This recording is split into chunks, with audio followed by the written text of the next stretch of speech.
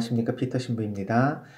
오늘은 대상관계의 영성적 의미 세 번째 시간으로 대상관계의 발달과 또 이것이 우리가 신앙생활과 하나님과의 관계에 어떤 또 영향력을 미치는지에 대해서 알아보도록 하겠습니다. 지난 시간에 대상관계 발달에 대한 5살 때까지의 단계를 좀 설명을 했었는데요. 절대의존기인 1살 때까지 또 중간 시기인 3살 정도까지 이 시기까지의 어머니로부터 무조건적인 사랑, 도널드 위니컷의 이론으로 본다면 충분히 좋은 엄마, 그러니까 온전히 자기가 성장하고 안정을 취할 수 있는 환경을 만들어주는 엄마 또는 그런 조건에서 양육된 아이들은 건강한 자기 개념, 건강한 타인 개념을 가지게 되고 이것이 이제 상대 의존기인 3살에서 5살 때까지 그리고 또 독립기로 넘어가면서 5살 이후에 드디어 자기 자신이라는 독립된 개체가 또 자신과 비슷한 그러나 자신은 아니지만 이 세상에 수많은 이웃으로 존재하는 다른 사람과의 관계에서 나라는 사람이 어떤 사람이고 또 이웃이 어떤 사람인지에 대한 개념이 긍정적으로 형성이 될 수도 있고 또 부정적으로 형성이 될 수도 있는데 이것에 대한 핵심은 3살 때까지 아니면은 정말 크게 봐서 5살 때까지의 초기 양육자와의 관계가 결정적인 영향을 미친다. 여기까지 알아봤습니다. 또 이러한 그 대상관계 발전에 따른 어떤 결핍이 있다면 그것은 실제로 부모님이 그런 결핍을 줄 수도 있는 상황도 있지만 아이가 자신의 주관적인 그런 관점에서 내가 결핍이 되었다, 아니다를 자기가 스스로 생각하게 되니 사실 이러한 그 결핍은 주관적으로 생겨난다. 그래서 주관적인 자기 개념, 주관적인 대상 개념이라고 말할 수 있죠. 물론 학자들 간에 아무리 그렇다 하더라도 3살 때까지는 온전한 그런 그 자기 성숙과 또 자기가 발달할 수 있는 좋은 그런 양육 환경을 맞아야 되는데 아이가요.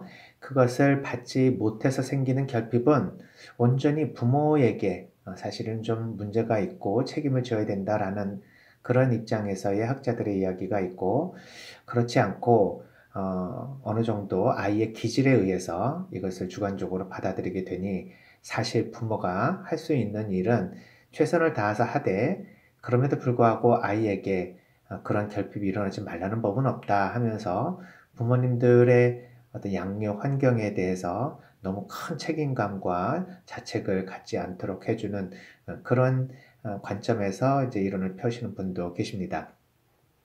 그러나 이제 도널드 위니컷 같은 경우에는 이 3살 때까지의 무조건적인 그 양육 환경 그리고 존재가 스스로 자신을 안정적으로 키워나갈 수 있는 그런 발달 환경을 촉진해주는 의무는 어머니에게 있으니 사실 이 어머니가 어떻든 간에 이 아이에 대한 향후 인생 전반에 걸쳐 영향을 미치게 될 수 있는 자기 개념과 타인 개념에 대해서 긍정적인 양육 환경 그리고 존재가 잘 커나갈 수 있는 촉진 환경을 제공해 주는 것이 엄마의 역할이고 엄마의 책임이다. 그러니까 좀 더 부모의 역할을 강조하게 되죠.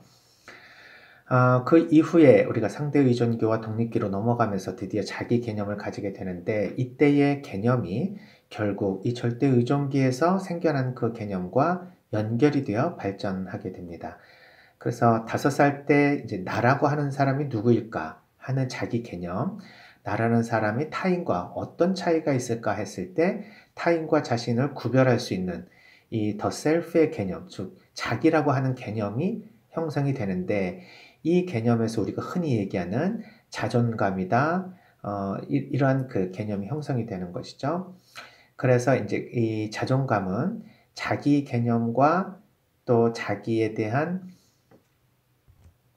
효능감 이렇게 두 가지로 크게 또 구별해서 생각해 볼 수 있습니다. 그러니까 자존감은 자기가 스스로를 존중해 주는 마음이라고 얘기를 하지만 그것을 조금 더 세분화해 보면 자기 개념, 내가 어떤 사람이냐 했을 때 나는 좋은 사람이다 또는 나는 안 좋은 사람이다 이렇게 크게 조금 구별해 본다면 자신에 대해서 긍정적 차원을 가지고 있는가 아니면 자신에 대해서 부정적 차원의 인식을 가지고 있는가 이렇게 나눠 볼 수가 있죠. 물론 무조건적으로 자기에 대해서 긍정적으로 그 개념을 가지고 있는 사람이 얼마나 되겠습니까? 라고 할 수 있지만 이 초기에 이 3살 때까지 또는 5살 때까지의 온전한 그 양육 환경에서 자라난 아이들은 긍정 자기 개념을 잘 발달시킬 수 있는 것은 확실합니다. 그러나 여기에서 뭔가 이 사랑과 애정의 결핍을 느끼게 된 아이들은 자기 개념에서 좀 부정적인 이런 개념들이 들어오기 시작하는 거죠. 예를 들면은 자기가 좀 배가 고프다고 짜증을 냈더니 어머니로부터 좀 야단을 맞았거나 아니면 불쾌한 표정을 자기가 확인하면 양육자도 충분히 나를 돌보는 사람이 아니다. 내가 어떻게 할 때 양육자의 태도가 달라지는구나. 라고 하면서 온전하게 자기가 어떤 상황에 처해 있든지 양육자는 나를 보호해주고 버리지 않을 거야 라는 안정감이 생기기보다는 내가 양육자의 마음에 어떻게 들어야 하는지에 대한 눈치가 생기게 되는 거죠. 그래서 내가 잘 기능하면 양육자가 나를 버리지 않을 것이고 내가 잘못 기능하면 양육자가 나를 버릴 것이니 나는 사실 부족한 면이 있고 양육자도 사실 부족한 면이 있다. 그래서 내가 버려지지 않고 안정적으로 크기 위해서 또 내가 생존하기 위해서는 양육자의 마음에 들어야 된다.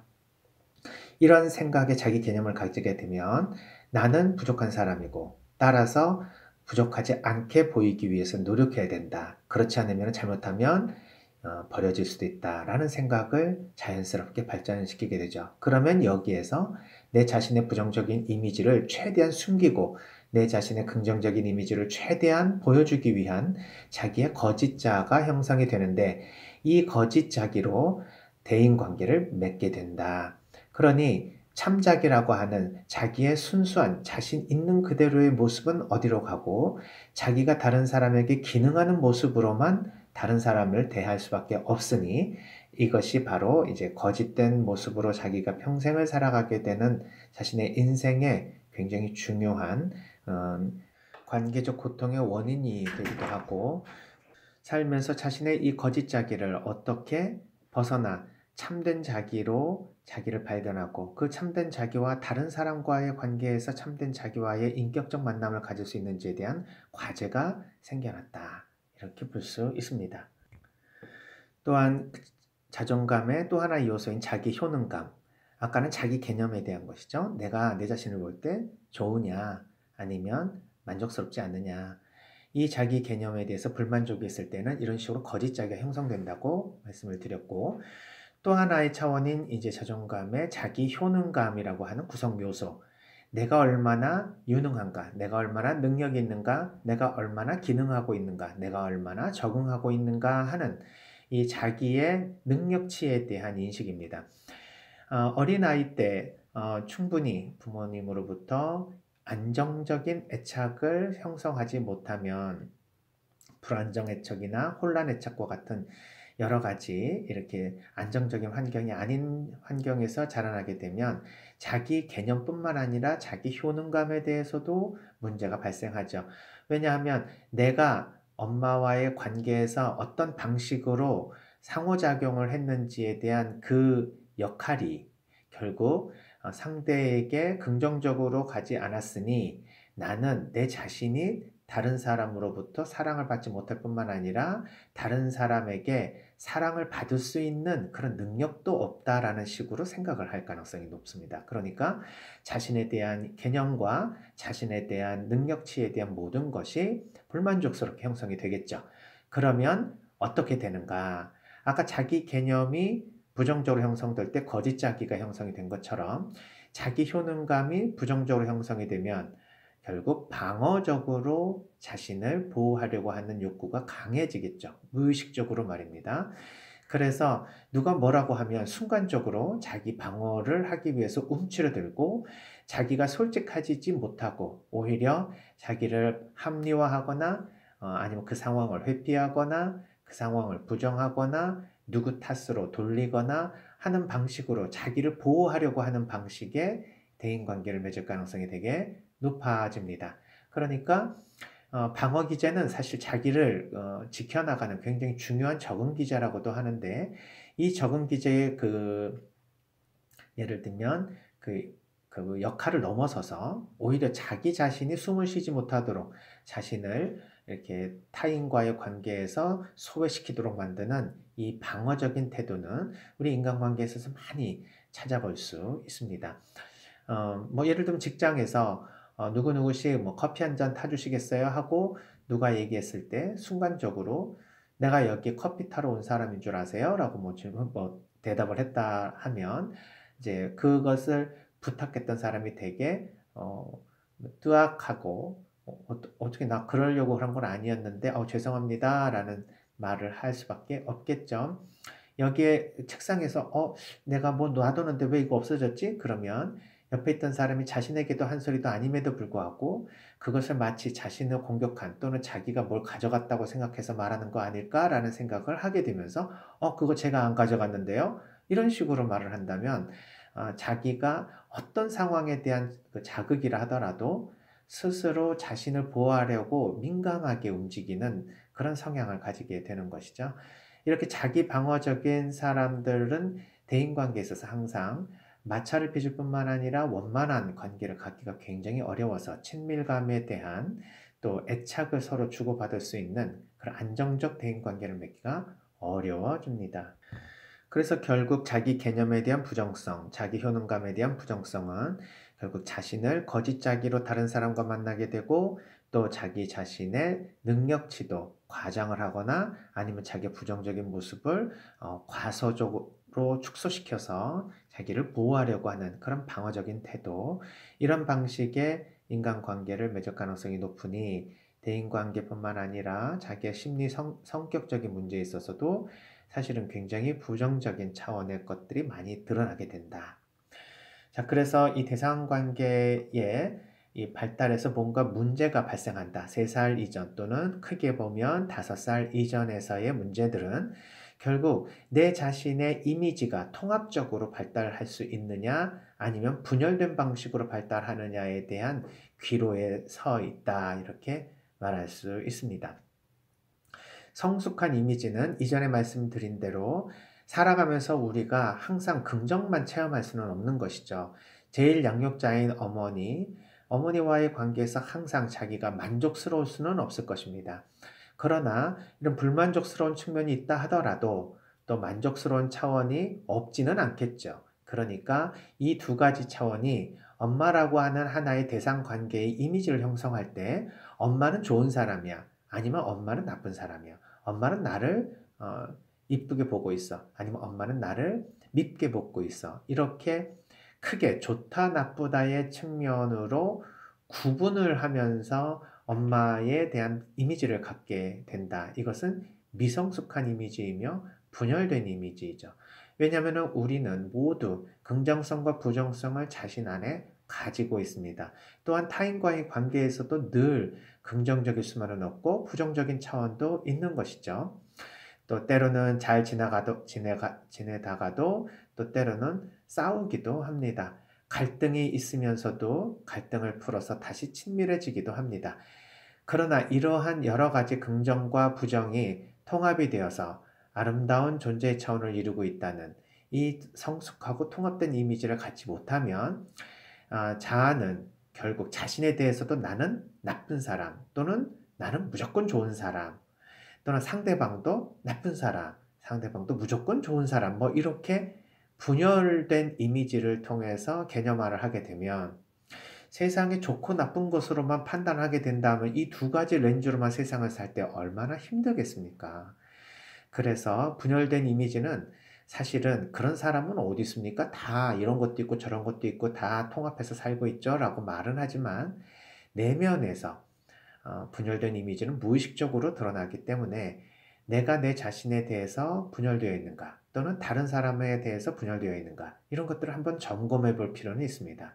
근데 사실 드러나지 않아서 그렇지 사람들 마음 안에서 이런 상처가 있거나 아니면 대인관계에 있어서 불편감을 느끼는 많은 분들은 이런 분열된, 완전히 분열되었다고는 볼 수는 없지만 분열에 가까운 방식의 자기 개념과 타인 개념이 형성된 사람들이 꽤나 많이 있을 수 있죠. 왜냐하면 우리의 이 양육 환경이 정말 아주 온전하게 우리 자신을 통합적으로 이룰 수 있는 방식의 환경이 주어지기가 어렵기 때문에 그렇습니다. 뭐 어머니와의 환경, 개인적인 관계 이외에도 사회적으로 안정되지 못하고 경제적으로 어렵고 또 갑자기 정치적으로도 전쟁이 일어나거나 세상에서 이러한 그 코로나 사태와 같이 전염병이 돌아서 온 세상 자체가 몸살을 앓고 있는 이런 환경적 영향력을 아이들은 받기 때문에 자신이 아무리 이제 긍정적으로 세상을 바라보려 한다 하더라도 이 환경적 영향력으로부터는 크게 벗어나기가 참 어렵죠.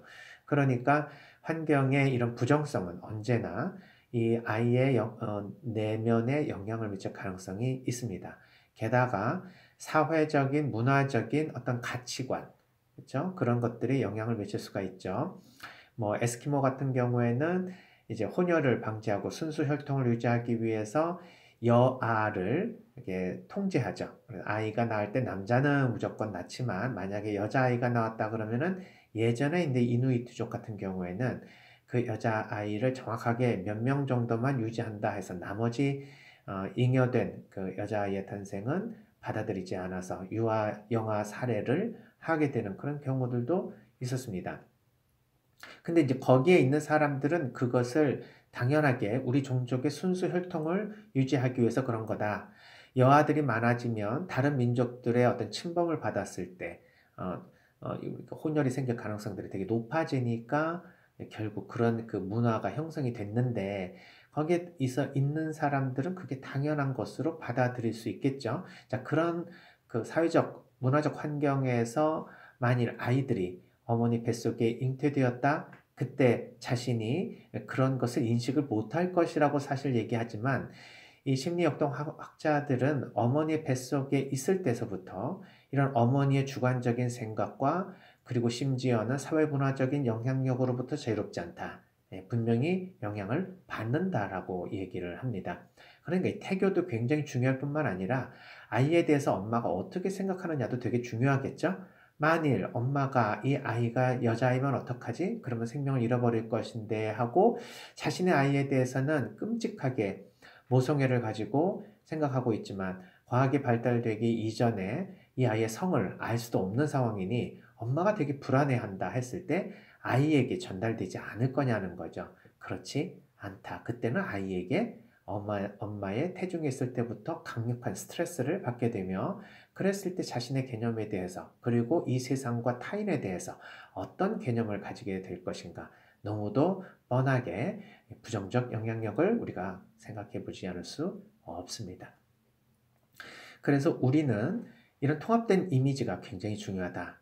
심리적인 이 통합이 굉장히 중요한 이 3살 때까지 5살 때까지의 역사를 통해서 기초를 형성한다라는 것을 알게 되면 참 우리는 어떻게 아이를 키워야 되는지 이걸 너무 생각을 하지 않을 수가 없습니다. 어떤 어머니가 상담에 오셔서 내가 너무너무 힘든데 우울증에 걸렸다. 왜 그런가 했더니 산후우울증이라는 거예요.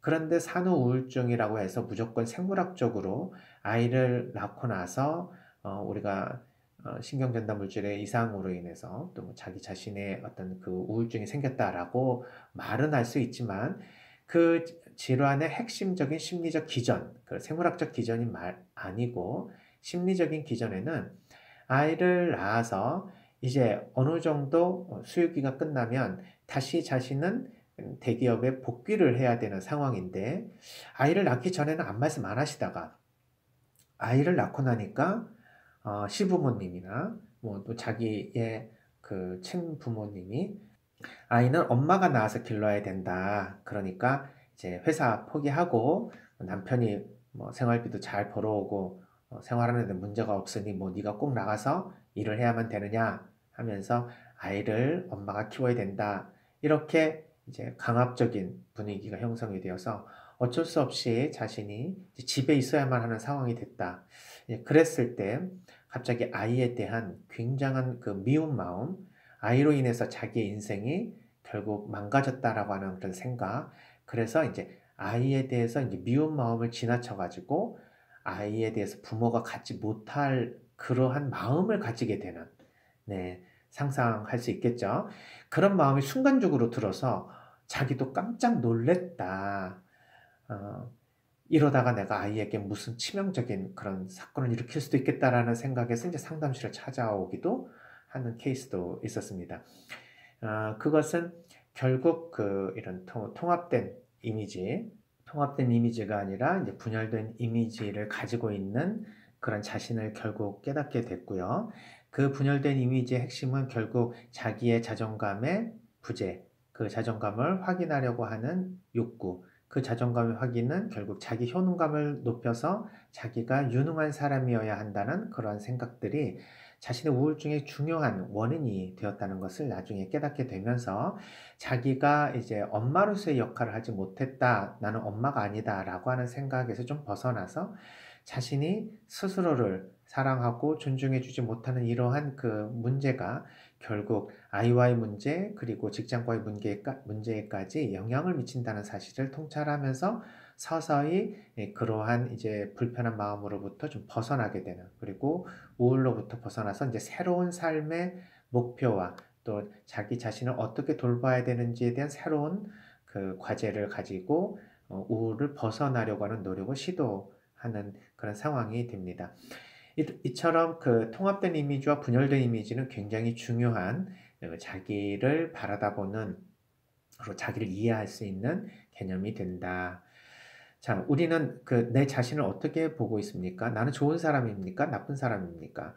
뭐 이렇게 물어보는 질문 자체가 되게 유치하죠. 그렇지만 좀 극단적으로 말을 해야 좀 예를 들기가 편하니까, 좋기도 하고 나쁘기도 하고 뭐 좋은 면도 있고 나쁜 면도 있고 다 그렇지만, 그냥 전체적인 평균으로 볼 때 내 자신이 마음에 듭니까? 아니면 마음에 들지 않습니까? 라고 물었을 때 마음에 들지 않는다가 조금 더 많다면, 뭐 49대 51로 좀 더 많다면, 네, 우리는 성숙한 이미지로의 성장 발달을 위한 심리 영성적 주제를, 또 과제를 가지고 있다, 이렇게 볼 수 있죠. 또 긍정적인 그 성숙한 통합된 이미지를 가지는 분들은 비록 부정성을 본다 하더라도 긍정성과 함께 통합을 잘 이루어내서 대상 항상성을 유지하게 됩니다. 이때 이제 어려운 개념이 등장하죠. 대상 항상성. 대상이 아주 항구하게 그 사람은 어떤 사람이야 라고 하는 그 개념이 유지된다는 거예요. 아이가 엄마에게 야단을 맞았으니까 갑자기 엄마 나쁜 사람이야 라고 생각하지 않고, 좀 그런 부정적인 체험이 있다 하더라도 엄마에 대한 긍정성의 개념이 쭉 유지될 수 있는 그러한 성향, 그러한 기질 또는 그러한 특성을 우리는 대상 항상성이라고 합니다. 따라서 이 대상 항상성이 얼만큼 아이에게 안정적으로 형성되느냐는 대인관계에서 굉장히 중요한 문제가 되는 것이죠. 엄마와의 분리 불안으로 인해서 엄마가 이제 회사를 가야 된다. 아이는 굉장히 불안합니다. 그러나 엄마가 회사에 있다고 해서 엄마가 사라지거나 없어진 것은 아니다. 이후에 다시 엄마가 돌아오면 엄마를 만날 수 있다. 엄마가 지금 이 자리에 떠난다 하더라도 엄마의 사랑이 없어진 것은 아니다. 엄마가 물리적으로 떨어져 있다 하더라도 자신을 끝까지 계속 돌보아주는, 그리고 지금 여기에서 어머니도 계속 정신적으로 나와 일치하고 있고 나를 생각해주고 있다라고 하는 이런 대상 항상성이 아이에게 잘 형성이 되면 이제 건전한 분리가 일어나게 되겠죠. 즉 독립된 성체로서의 삶을 드디어 시작할 수가 있습니다. 이 개성화 작업, 즉 자기가 자신의 삶을 살 수 있는 힘은 바로 자기가 어떤 상황에서든지 보호를 받을 수 있다라고 하는 이런 안정감에서부터 시작하는데, 이 안정감은 엄마가 항상 어떤 상황에서도 나를 지켜줄 수 있다라는 이 유아기 차원에서의 대상 관계가 대상 항상성으로 잘 형성이 될 때 가능해집니다. 그래서 대상 항상성을 가지게 되면 다른 사람들과의 관계에서 통합된 이미지를 잘 가질 수가 있겠죠. 즉 통합된 이미지라는 것은 좋고 나쁜 측면을 구분은 하지 않고 구별만 할 뿐, 이것은 정확하게 부정 체험이 그 사람의 전체적인 이미지를 한 번에 다 역전시킬 수 있을 만큼 강력하게 작용하지 않도록 항상 이제 지속적이고 항구한 대인 관계를 맺을 수 있는 힘이다, 이렇게 볼 수 있죠. 그래서 이제 대상 항상성, 즉 자신이 어떤 사람이다라고 하는 지속되고 일관된 관점, 또 사람들은 어떤 사람이다라는 것에 대한 지속적이고 항구한 관점이 형성이 되게 되면 사실 이 세상에 긍정과 부정이 아무리 함께 존재한다 하더라도 긍정적인 이 애착관계, 긍정적인 대상관계를 가지게 됩니다. 그것은 뭐냐면 부정성이 없다는 얘기가 아니라 부정성이 있음에도 불구하고 긍정적인 관점을 가지게 된다는 것이죠. 바로 이 대상관계의 긍정성은 결국 인간이 누구냐, 인간에 대한 긍정적 관점, 세계가 어떤 세계냐, 이 세상은 어떤 세상이냐, 살만한 세상이냐, 아니면 굉장히 고통으로 가득 차고 또 사람들과는 싸워서 이겨야 되며 경쟁에서 승리한 자만이 살아남는 약육강식의 세계냐, 뭐 이러한 그 세계관에도 영향을 미칩니다.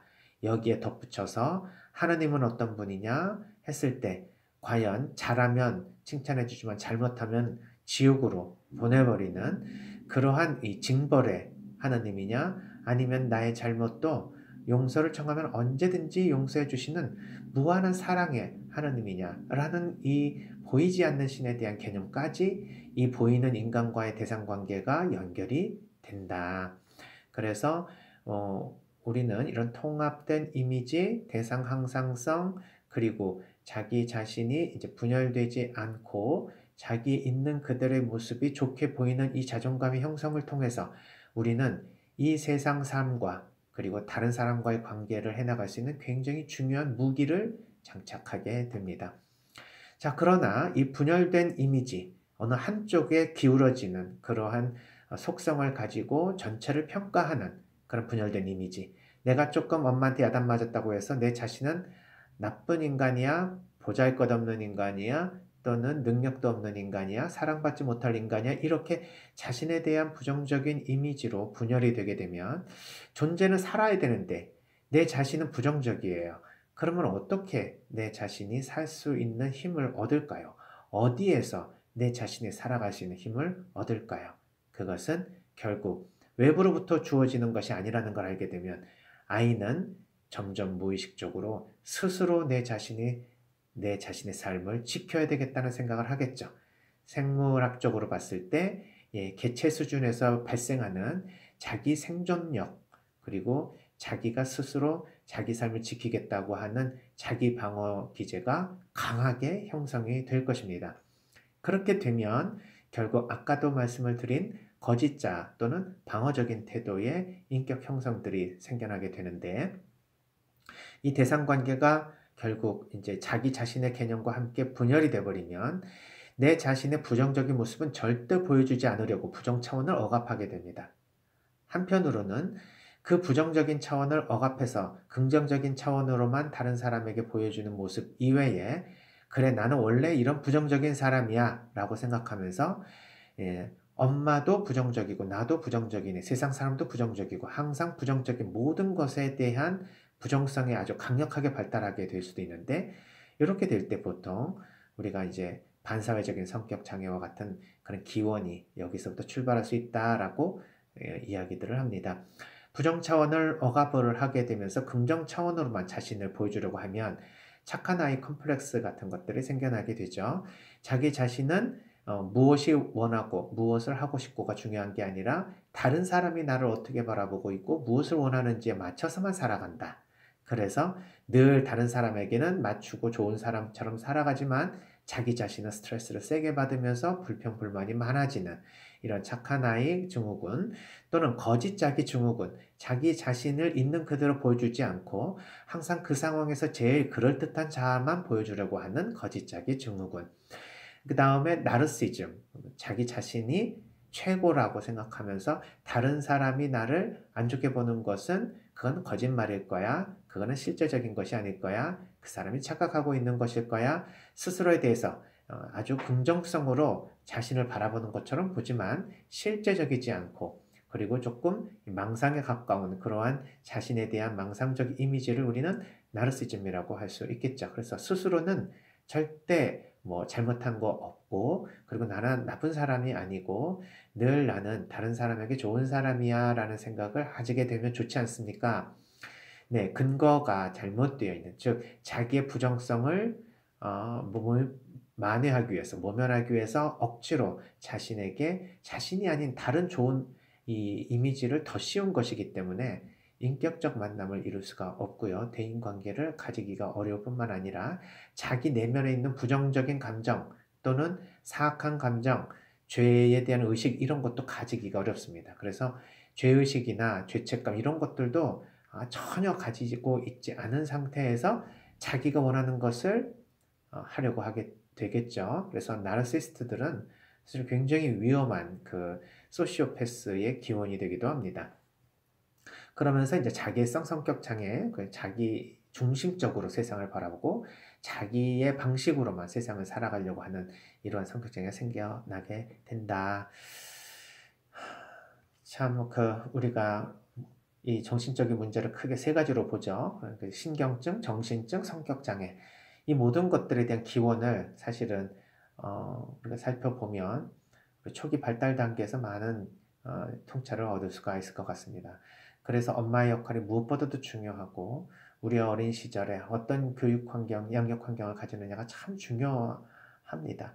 그런데 우리는 그러한 그 중요성을 충분히 알고 있으면서도 너무 세상에서 바쁜 것 같습니다.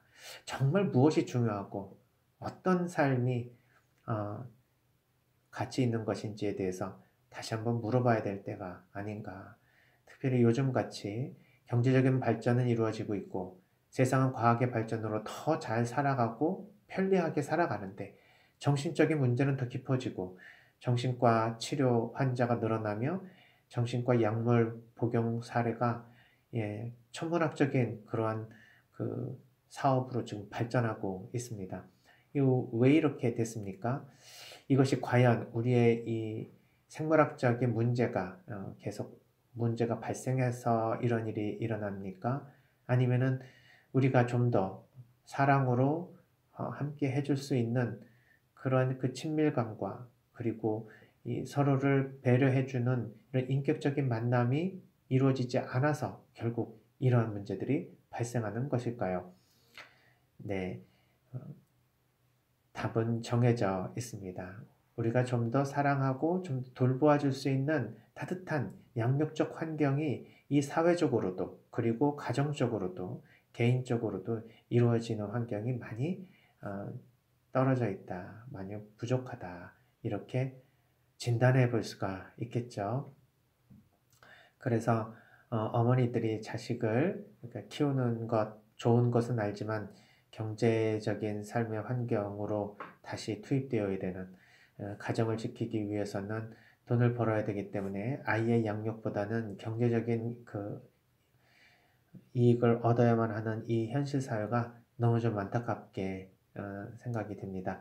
게다가 아이를 또 이렇게 좋은 학교에까지 교육적으로 잘 성장시켜서 교육을 잘 받도록 해주려면은 기본적으로 한 아이당 몇 억이 들어가야 된다라는 그런 예산안까지 가정에서 다 생각을 하고 우리 현재 재산상 어떤 상태니까 아이를 낳을 건가 말아야 될 건가 이것까지도 그런 경제적인 이유로 인해서 결정이 되는 참으로 안타까운 시대인 것 같습니다. 아, 너무 말씀이 길었네요. 하나님과의 관계에 대한 간략한 그 정리는 그럼 또 다음 시간으로 넘기고 오늘 여기까지 말씀을 드리면서 이제 다음 시간에 우리 인간과의 관계가 결국 하나님과의 관계로 연결된다는 것은 이미 충분히 예견된 사실이라고 볼 수 있습니다. 우리 다음 시간에 다시 한번 만나고 그 다음에 이제 또 다른 주제로 넘어가도록 하겠습니다. 들어주셔서 감사합니다.